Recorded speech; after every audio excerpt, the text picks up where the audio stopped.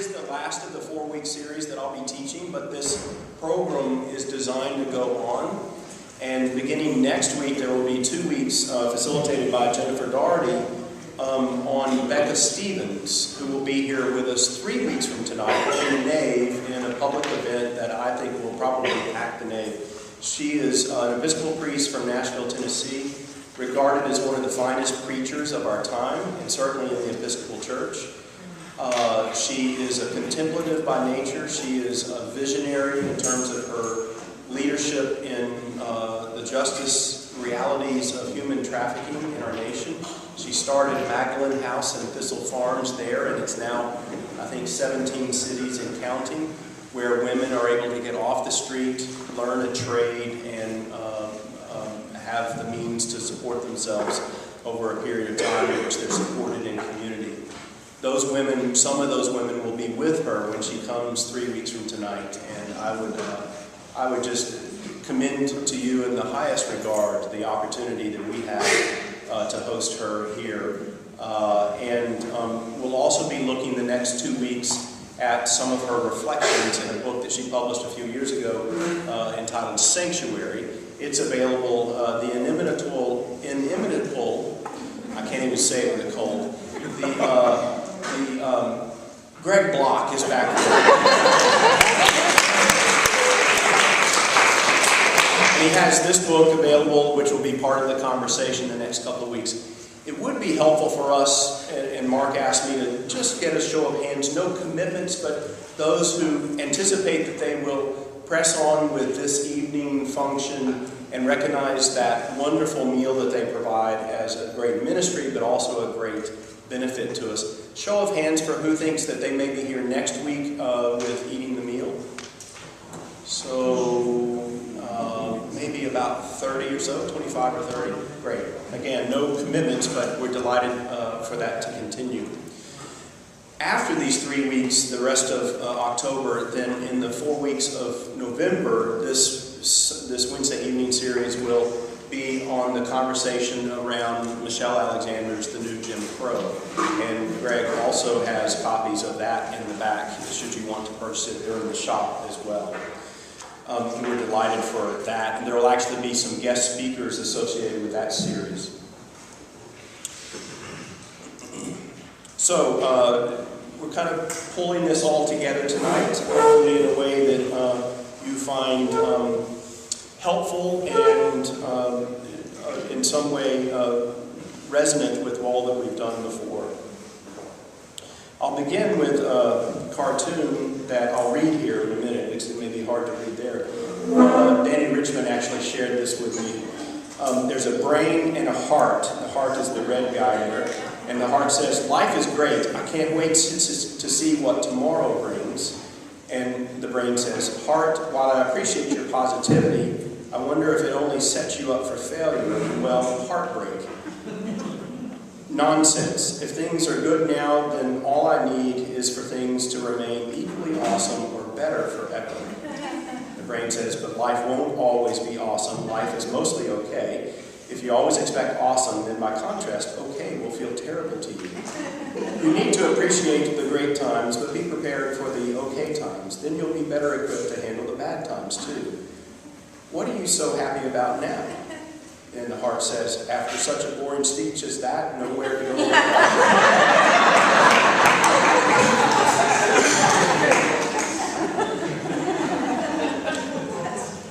Thanks, Danny. That's great.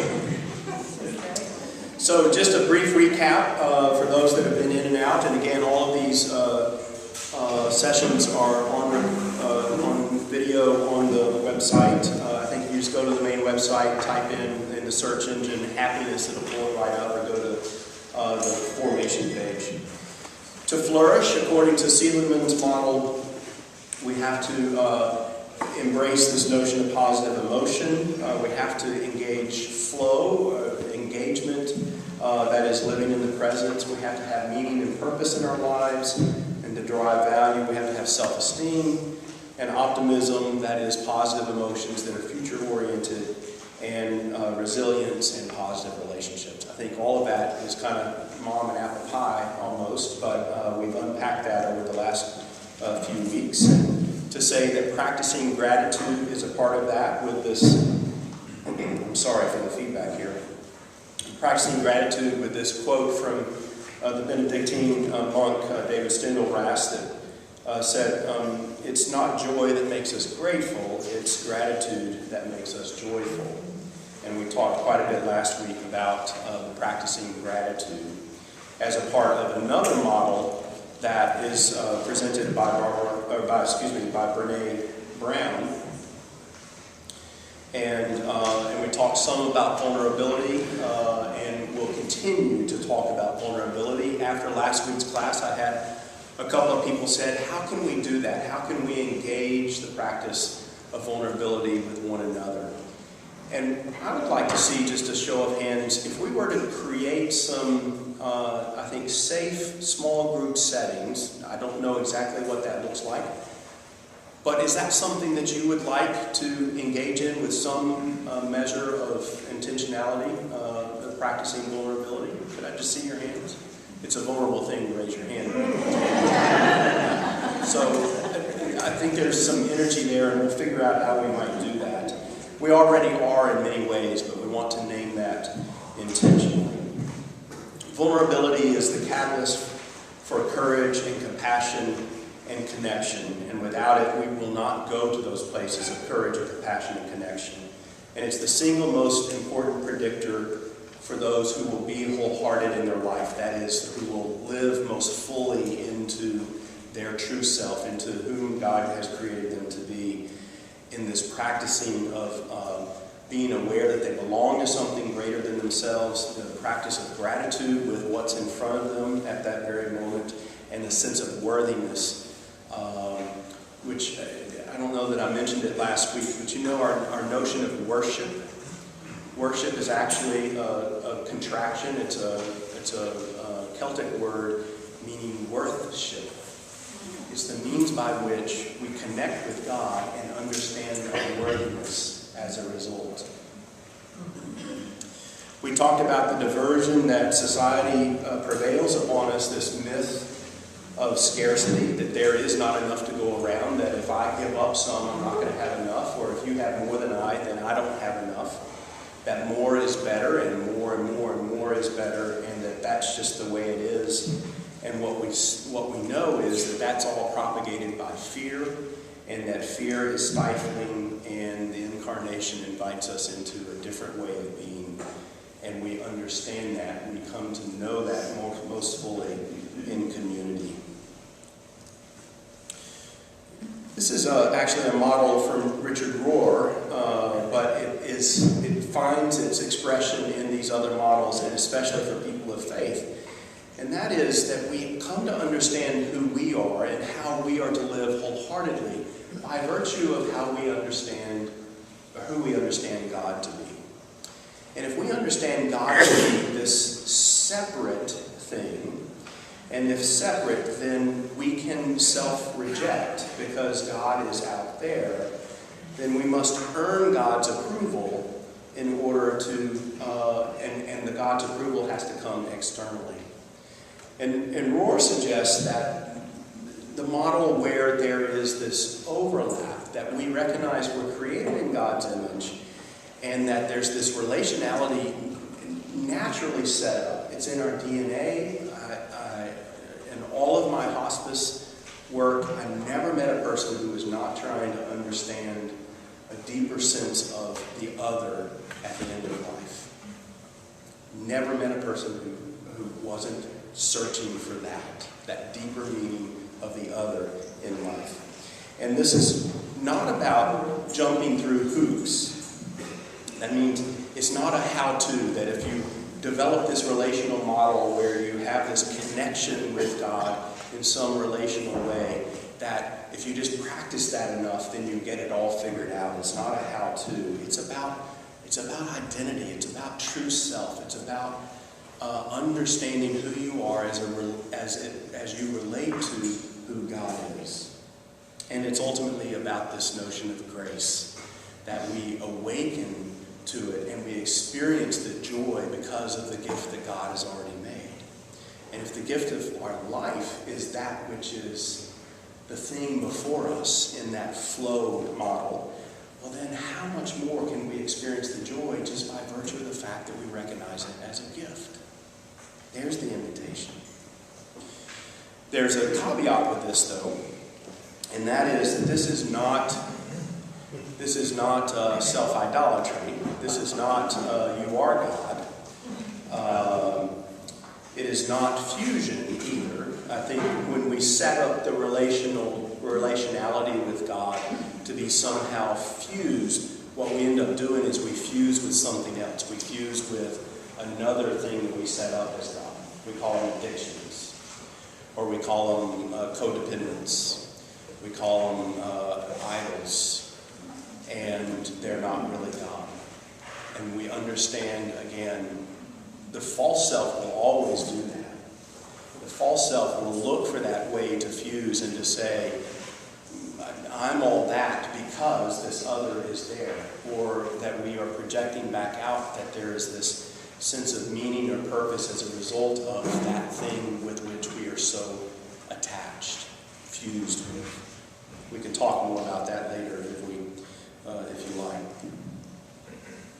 So if we make the turn, ultimately, if there is a pivot in this whole series, I would say that this is it, and it is the practicing gratitude, the sense of belonging, the worthiness, the self-esteem, the resilience, the practicing positive emotions.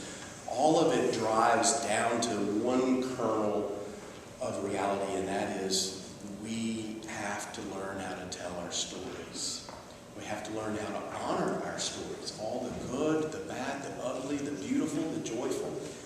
And if we will hold all of that in front of us and learn from it, but also know it in a way that it is ours, it is our story, then it opens up in a way that we can connect it to God's story, which is the invitation that's there.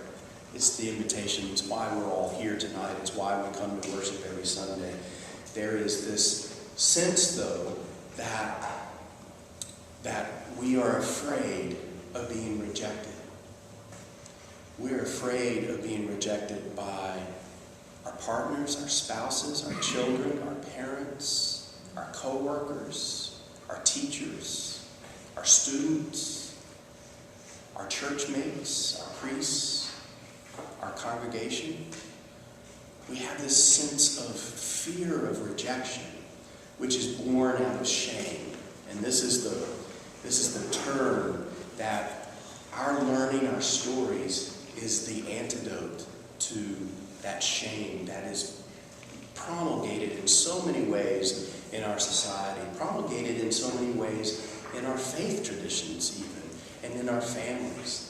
And the opportunity for us to learn a different way of telling our stories so that we know that the goodness that God created us with is inherently part of who we are, that the worthiness makes it possible for us to worship, that God's grace and the gift of life have been there all along, fire is ready for the taking. But those shame gremlins, as Brene Brown calls them, shame gremlins dog us and convince us at every turn, you're not worthy. Your story isn't good enough. Your story doesn't tell the thing like it really is. You're not really as good as you think you are. And all of a sudden, we wilt in that. The paradox is that we can only discover the way out of those gremlins in community. We cannot do this work in solo. We can't. In community, we work on removing all the masks that help us. This is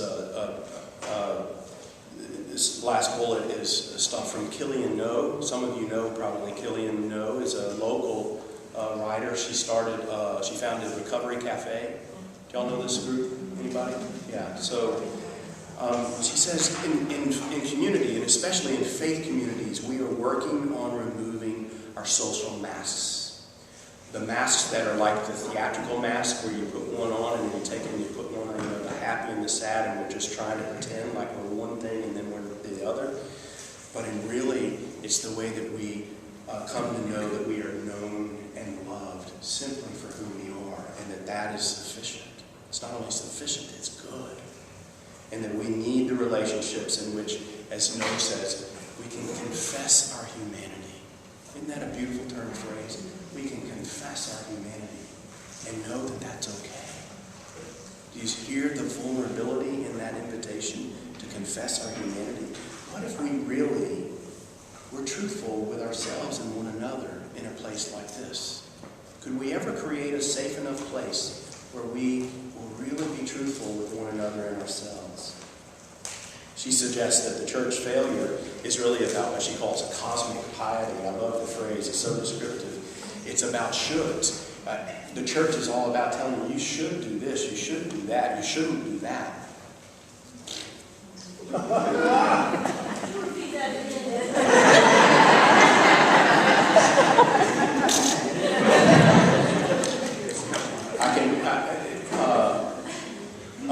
That was the wingdings for the four-letter word that I was thinking.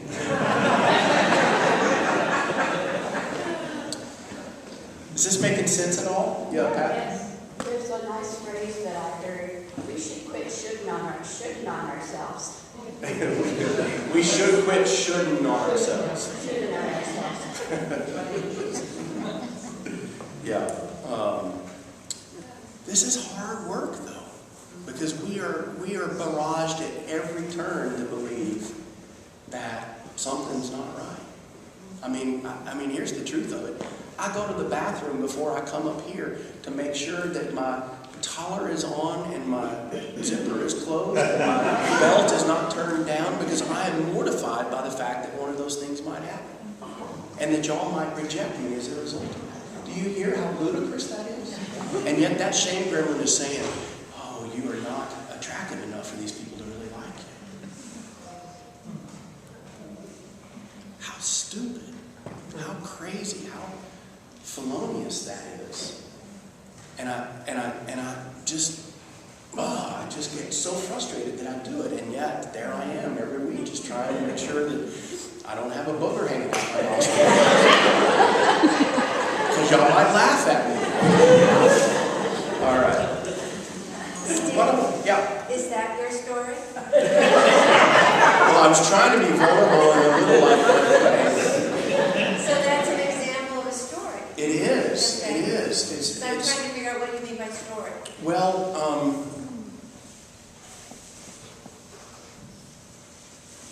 is it maybe your feelings for the day, as well as your feelings 10 minutes before the presentation?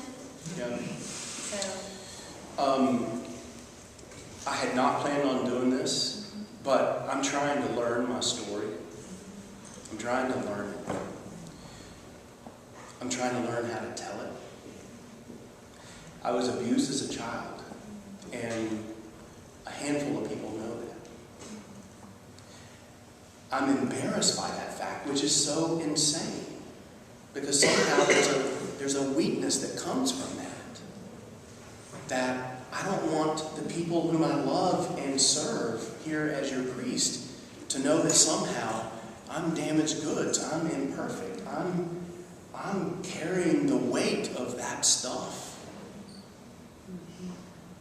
I want to be able to tell that story. I'm trying to learn how to tell it. You just gave me the grace to do that, so thank you, Susan. But I'll tell more at some point in the future. This isn't about me and my story tonight, but I'm trying to suggest that this is the kind of stuff that we're being invited to do. And ultimately, if we're to get to that sense of belonging and gratitude and worthiness to wholehearted living, this is the work of vulnerability that starts it. And I don't know how else to do it other than to say, I'm going to trust y'all enough to throw me out on my ear if it doesn't work. And God's going to love me anyway. So...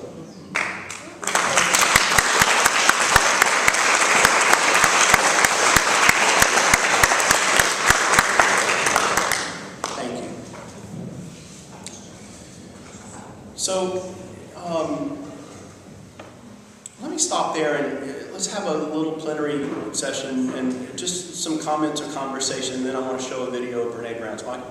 So, I think that you tell stories in a variety of ways. We're just talking about opera, plays, ballet. They all are telling a story. And I shared with you one of the things that's vulnerable for me, telling my stories through my poetry. And it's one of the most incredibly vulnerable things that I can do, is to read my poetry out loud. Because it's telling what my story is, or whatever I wrote about. And so I think we express it all in different ways. But it's all, it just struck me tonight, it's all about how we tell our story about our experience, either individually or like operas and plays, ballet, or whatever. It's the collective, right? The Bible has a series of stories, right? To tell our history. So I think it's just all personal how we tell the story. And I think the test is, does it make it vulnerable? And like I said, for me, it's both. So. Yeah, thanks for saying that. Let me say that I think part of what you may be getting at there, and that I think may resonate for so many of us, is that that's right brain stuff. That's not the analytical. I mean, I can analyze what has happened in my lifetime, but that doesn't get down to the deeper truth of what I'm feeling and the gremlins that haunt me. It's how does that right side of brain, how does that creativity, how does that outside the box really open up for us? And it may be poetry, it may be journaling, it may be centering prayer, it may be any of those ways that we just get still enough, that we let it drop away, and all of these things that are telling us do it differently or rabble-rouse it all together. We pay attention enough, and then those things come out of us that enable us to have gratitude. Yeah. Thanks. Wendy? So, I'm very involved, too much so in Facebook, but I'll admit to that. But anyway, recently there's been a real outpouring of people, of women, talking about abortions. And they have never come out before. Nobody in their family, nobody in their circle of friends know they had an abortion. And now people are starting to talk about it. So I think that's also involved. Telling your story at the most intimate level. Yeah. On Facebook. Were y'all able to hear that? That women on Facebook are sharing their stories of abortion in incredibly vulnerable ways, and that is encouraging others to do so as well. Yes. Yeah. Diane? Yes. I have two thoughts. First of all, when you shared what you just shared a few moments ago, I just felt the whole room, I the felt relationship embraced. became meaningful. Somehow you are more meaningful to us. And that's the breaking, that's the vulnerability. On Facebook, that's on a screen. It's not, to me, you have to be present with someone. Somehow you can hide. You can say, well, I remember I used to go on planes, and I don't know why, I'd sit next to a perfect stranger, and he would reveal to me the most intimate things. And I couldn't figure out why until I realized I didn't know him. I would never see him again. But is that being vulnerable? I don't know. What do others think? If you're talking to a stranger, you're posting it on Facebook to others, or you meet someone on the plane you're never going to see again, is that vulnerability? Where is the vulnerability? Sandra and then Debbie. I actually think that is vulnerability, and I think it's a test ground. If you can be vulnerable with a stranger, then you have the opportunity for the next one to possibly be vulnerable with somebody who managed your heart. So I think it is a form of vulnerability, one layer. Thanks. Deborah? I've been a part of a group called Relational Theology, a movement called Relational Theology that started in the 70s, and we call that airplane intimacy. And it's frequently the first thing that people reveal in stages. You know, who knows, it might be easier to share the group than with an individual person, or we all have different ways because we hear our story every time we tell it. So we may tell it in a different place each time because we're ready to be a little bit uncomfortable, a little more vulnerable in a different way. So I think any way people tell their stories, however they tell them in pieces or in whole, or as long as it's the truth as they remember it at that time, and a truth that maybe they're a little afraid. And I think the second thing that's kind of funny is we always forget that God knows all this. It's like we're telling God. Yeah. It's kind of like,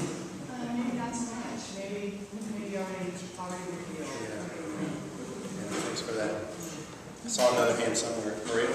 I just wanted to sort of answer Susan in part that at the beginning of our EFM class every year, we have to write our spiritual autobiography, and each year is a different theme how to do it. This particular year is colors, and so we've all been sharing spiritual autobiographies based on color palettes with each other, and it's a very big exercise in vulnerability, I think, to share that with each other. Yeah. If I've not made the plug to many of you about the value of EFM as one of the really remarkable programmatic and curricular and ministry development offerings in the Episcopal Church, take note. It is a wonderful program. Mostly because a group comes together and bonds in a relational way so that they can share. Kathy? Just to add on to that, 20 years ago, I'm retaking it now. I need to, but my ability to write a spiritual autobiography and be vulnerable, it changes over. 20 years has made a huge difference for me in being able to how I tell my story. Yeah. Reminds me of the first exercise of spiritual autobiography that I was charged with as part of a high school discernment weekend. The heartfelt story that I talked about was that this other boy dented my Volkswagen Beetle. That was traumatic for me. It was the best I had. Yeah, I guess I would recommend it isn't and started talking about story itself. I was thinking about the story that our real self has to tell, which I think is an ongoing development. Just like some of you were saying. The other side of that is the story that our false self tells. And I think we do that. That's what you bring up from us. Yeah. But in reality, it's more like we're on a journey from one to the other, and we're kind of peeling the onion as we go on. Were y'all able to hear Marilyn? No. So we're all on this journey between false self and true self, or real self. And it's about kind of peeling the onion back and discovering more and more who we are. Is this a lifetime journey? Is that what you're implying? Yeah.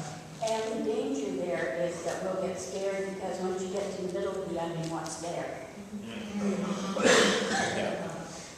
Which is where those shame gremlins come in and say, there's not going to be anything there. Don't go there. Don't go there. But in fact, there's something there because God created it. Yeah.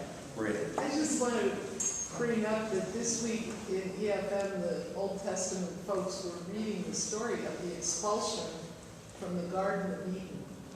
And I have to say that I had the most negative reaction to that story that I've ever had in my life. I think in part because we've been sharing some of this vulnerability. But if you think of God as rejecting Adam and Eve and kicking them out of the Garden of Eden, and saying, Adam, you're going to have to work and toil while you're like Eve. You're going to have to bear pain and childbirth. And by the way, you're both going to have to die. You're not going to be immortal anymore. I mean, that is an incredible story of rejection that we all carry with us in some fashion, this notion of original sin and what it does to us. I wonder if you have any comments. Yes, we did have a comment during class, and it was, "Where are you?" said God. Not, "Where are you?" Where are you? Yeah. Those are comments. The Hebrew word when God calls out to y'all really messed up is ayeka. Ayeka. And what it means is not what we would hear as a judgmental, where are you? But it's in the invitation to answer, where do you stand in life? Where are you? And this compassionate, I'm assuming you were pointing at Kathy, so she and I know the same story that was modeled by a friend of ours who looked for the lost child around the corner of the house, and when he found his toddler son, he was calling out, "Where are you, Nathaniel?" And when he calls out and then he finds him, he wants to swoop him up. The church and our tradition overlays that with a whole lot of baggage, and it's more than we can unpack here tonight, unless y'all want to stay a little longer. But I think, let me just say it this way, and then we'll move on. I think that our scriptures are there for us to unpack and struggle with, but in the main, we are invited to read them with the color of the lens to which God is calling us. And that lens is not one of rejection. It's one of love and acceptance. At least that's where I'm staking my claim. And I can read that story knowing that it's part of that right brain allegorical understanding of the exchange between God and humanity. And it's not just, there is no Adam and Eve, right? It's you and me. And how do we reject God time and again? And we suffer the consequences that we don't normally understand until we have some sense that it's being pointed out to us that, all right, those are our consequences. If I go and binge drink and get in a car and kill someone, there are consequences to that are all about how I turn away from myself and turn away from the God that's calling me to do something different in a true self way. Have you had time for one little story of rejection? Yeah. When my kids were little, the oldest one, Billy, was tormenting his big sisters. So I told him he had to go out on the porch. And we put his snowsuit on, he went out on the porch, and he stood there and hollered. And the old lady across the alley asked him what was the matter. "My mama has locked me out of the house and I can't go back." And the old lady said, "Turn around, the door's open."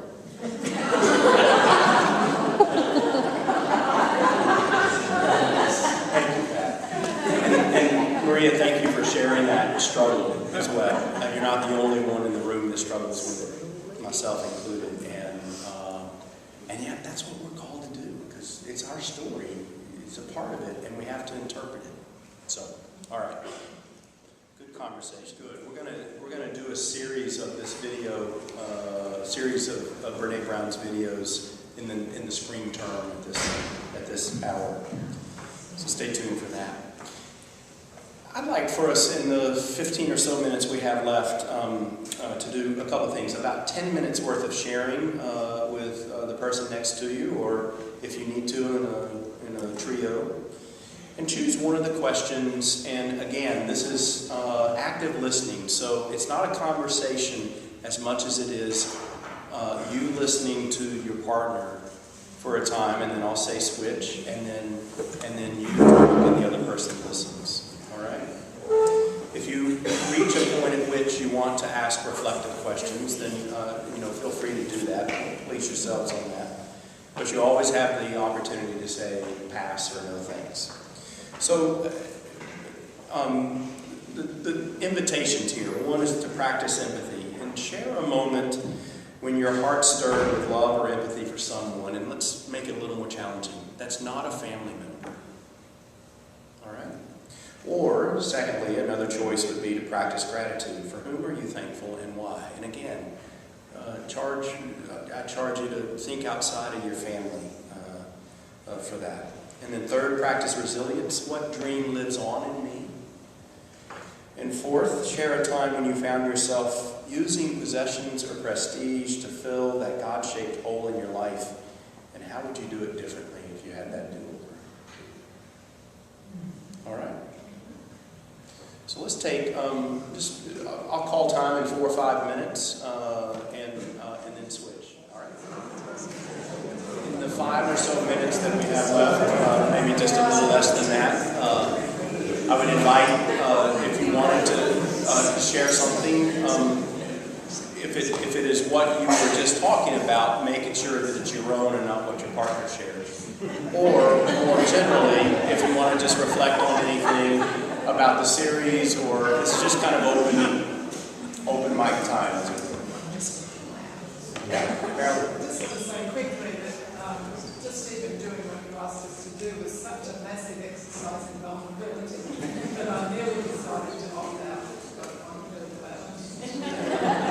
Thank you. What did you say? Yeah, sorry. Marilyn said just the exercise that you asked us to do was an exercise in vulnerability, and I was tempted to opt out, but I'm glad I didn't. Yeah. Sorry about my voice. I have a cold today. Not loud. Yeah. I just, to what happened earlier in the room when you shared your story, and I think what probably happened amongst a lot of us, I just want to point out that most of the time, in my experience, when you tell your story, you're accepted, and you're glad that you did it. And so just to encourage, I guess, that it offers an opportunity for grace. I mean, it obviously builds a relationship, but it offers an opportunity for grace and maybe for someone to say, me too. But that it just deepens everything when you are able to share. Are y'all able to hear Liz? So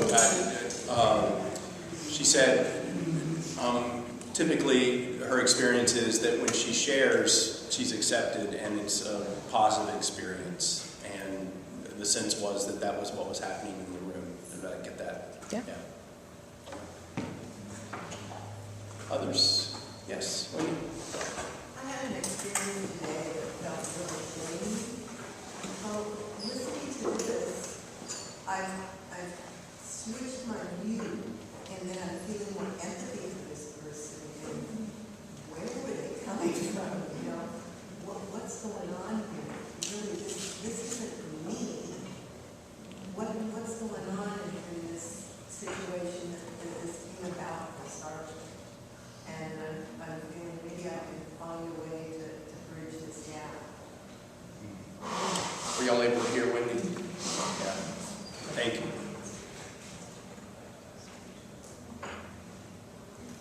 Yes, Teresa. So I looked into Seligman's work a long time ago, like 10 years ago, and I did the little tests, and I did fine on the gratitude, well enough that I was okay with it on the happiness. Satisfaction in life, bottom 15%. And I went away from that going, whoa, I need to work on that full time. That needs to be, something really important. And I never really did, I've never really gotten there. I even do the satisfaction in life thing right now and say, are you kidding me? I wouldn't do certain things differently? 0 on that. And what I learned in this class that has been amazing, and a bunch of things have really broken out, is that if you get that Seligman is talking about working with the things that are your signature strengths, not saying, oh, I took that test and I did badly on this one thing, I need to focus on it full time. I've been saying, so satisfaction in life, that's not what I'm here for. And I've been saying that to a bunch of traits on here, and it's been amazing, actually, this little 4-week thing. And I'm still a little afraid to go back and look at the Seligman stuff, because when I misused it, I'm sure he wasn't suggesting that you then, become focused on your weaknesses. But that's what I did with it, was I focused on my weaknesses. And there's no joy and no fulfillment in that. So I've been really putting them out. Well, thanks for pointing that out. And so if you were part of the earlier, the first and second classes, you'll know that the signature strengths, of the 24 strengths, all of us will have 4, 5, 6 that are strengths, and then we'll all have 4 or 5 that are near our bottom scores. And our effort, our energy needs to apply for those that are our strengths. Build on those rather than trying to bring these up. Build on those. So thanks for sharing that. And it reminds me, I heard a lot of folks acknowledge when Brene Brown said, if you own your story, you get to write the ending.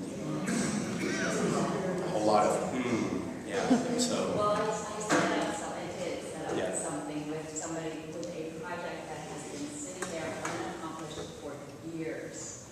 And next Tuesday, I hired somebody, and it's going. So well, let's end on that. Two things. One, the Faith Formation Ministry team is the one who envisioned all of this, and so I want to thank Danny Richmond as the chair, Jeff McEldowney, Sandra, who else? Jim Green. Who am I missing here? I don't want to acknowledge. Nancy, Martin. There's others on the committee too that aren't here, but I want to acknowledge their leadership in all of this.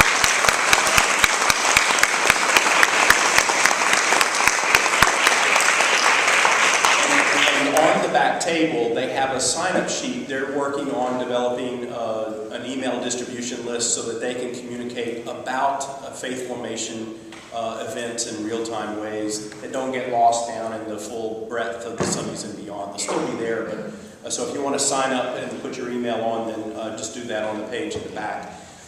Again, the invitation, if you're able to stay on and help break down, but why don't we close in a word of prayer? I feel very grateful tonight to be here with you all. The Lord be with you.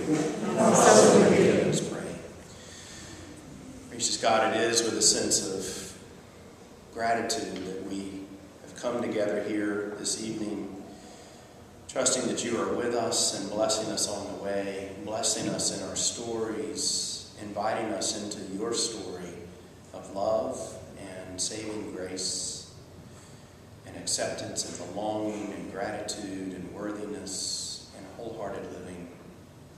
May we open ourselves to you, to each other, in community, knowing that you have wonderful and great things in store for us, more than we could ever ask for or imagine. And for that, we have grateful hearts this night. Amen. Amen.